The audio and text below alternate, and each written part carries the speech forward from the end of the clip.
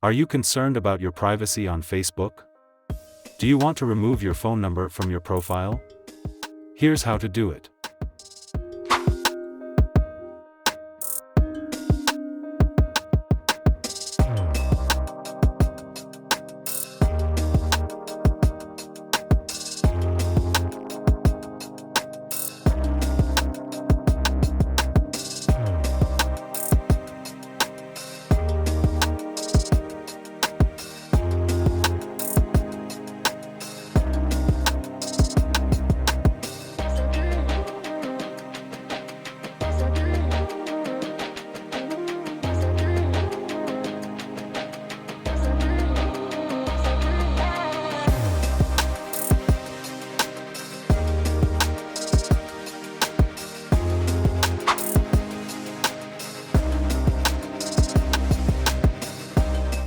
And that's it.